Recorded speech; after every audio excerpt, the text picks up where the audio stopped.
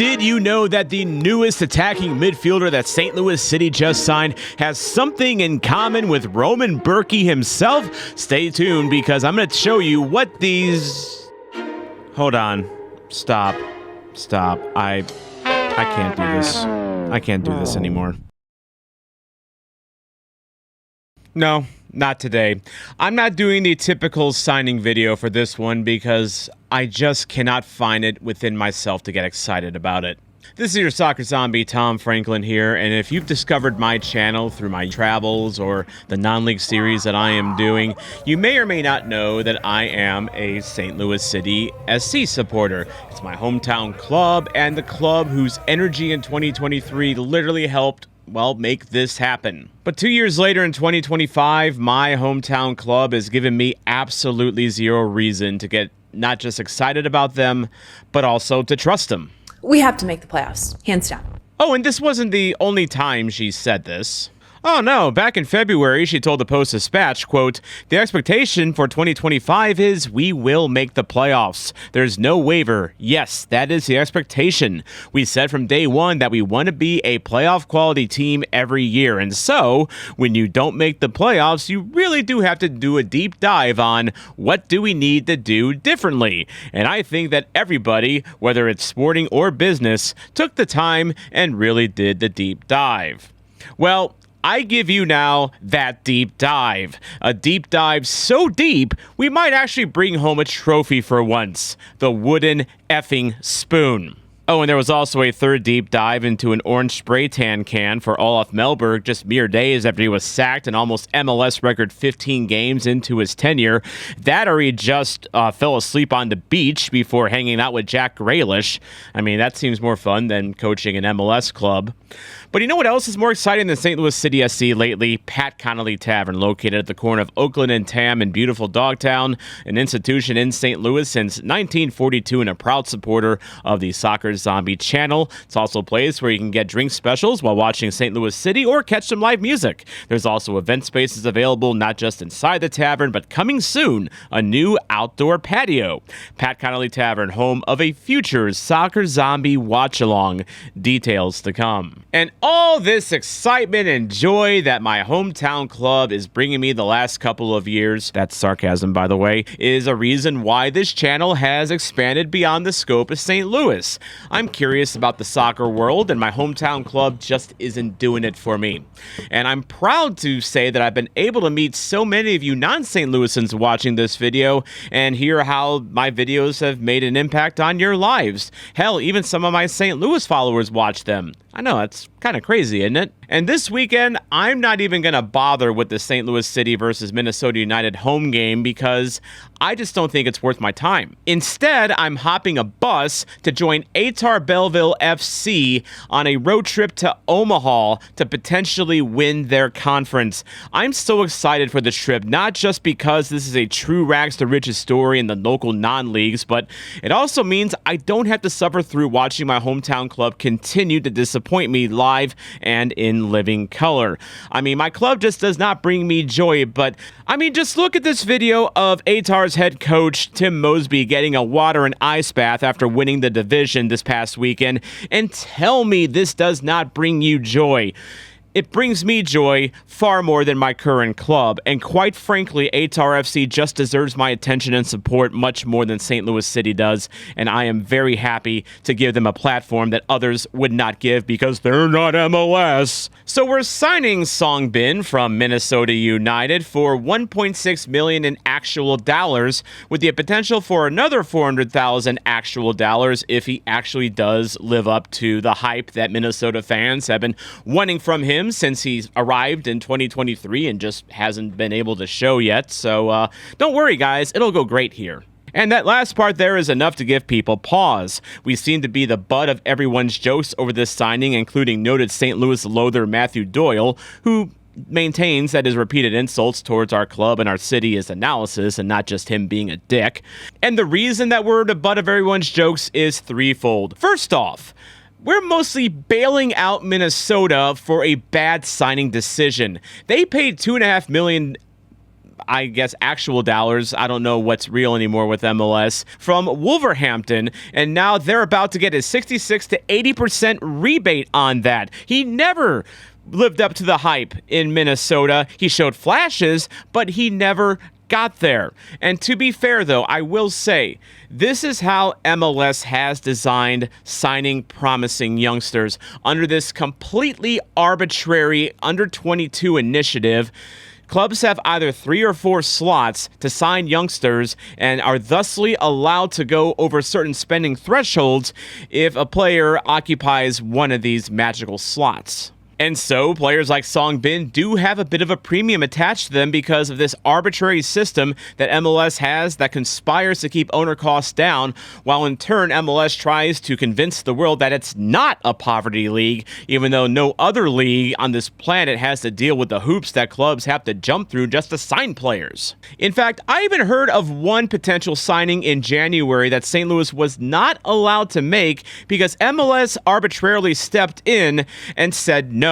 And according to this rumor, it was a deadline day signing from overseas, and the rationale at the time was that his lordship Don Garber didn't have enough time to evaluate the signing. Then why have a transfer deadline in the first? Moving on, this is how we ended up with Jandé Silva before the deadline closed. And, oh, you didn't know who Jandé Silva was? That's because he never freaking played! Sorry, guys, it happened again. But that's just it. Another reason that I can't get excited, because how the hell do I know that Song Bin won't just disappear like Jandé Silva? I mean, Song Bin is supposed to be this speedster that's supposed to unlock a defense, but wasn't Jandé supposed to be that guy too? Which sends me back to the thumbnail of this video. What are we doing? And related to that question is the third reason why I can't be bothered with this transaction. Because the last transaction we did with Minnesota United resulted in them getting Anthony Marcanic for 50,000 Garber bucks. There.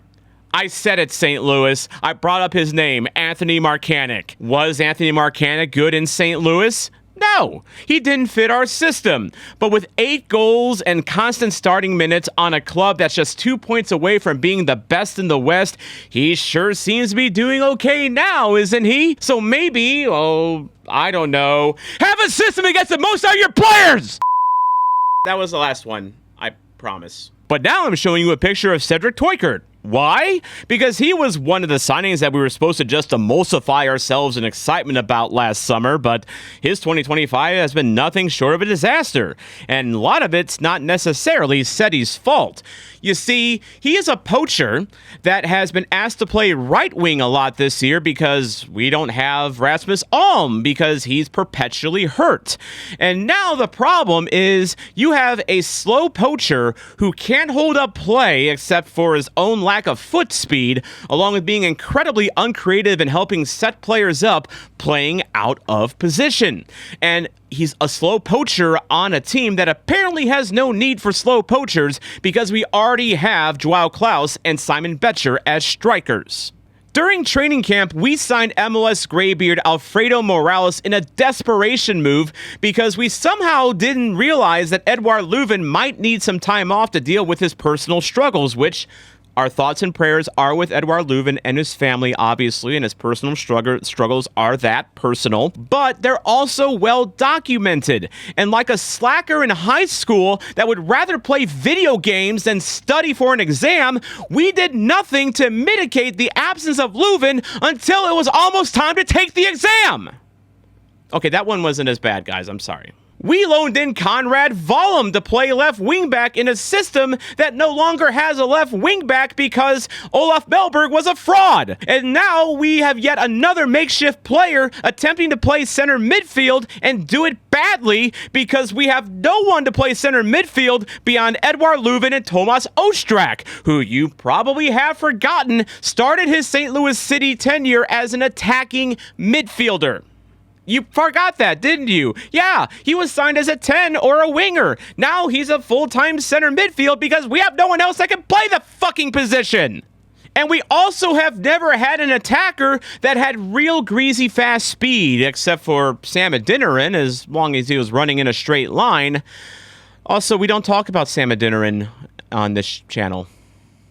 I did already. But no, I was going to do a proper signing video for Song Bin until I saw that we were also going to go ahead with the Devin Padelford signing, and I have to ask again, what are we doing? What are we doing, Lutz Pfannenstiel? We just signed Jaziel Orozco last week after a successful 2-game audition because that's all MLS's bullshit arbitrary roster rules allow reserve players to play before we have to sign them to one of MLS's bullshit arbitrary supplemental roster slots. He looked pretty decent at left back too and had a more of a defensive look to the more offensive-minded Jay Reed, so why do we need Padelford now? But no, we've not only loaned in Padelford for a whopping 6 months, we gave up a 3rd-round super draft pick for the privilege to do so we could have traded a future Brandon McSorley for him. But there's also no buy option for Padelford that I know of. So what are we doing helping out Minnesota so goddamn much? We're almost their farm team at this point. And now Padelford takes up an arbitrary bullshit supplemental roster slot that could have gone to fix one of our many other issues, like the lack of a center midfielder!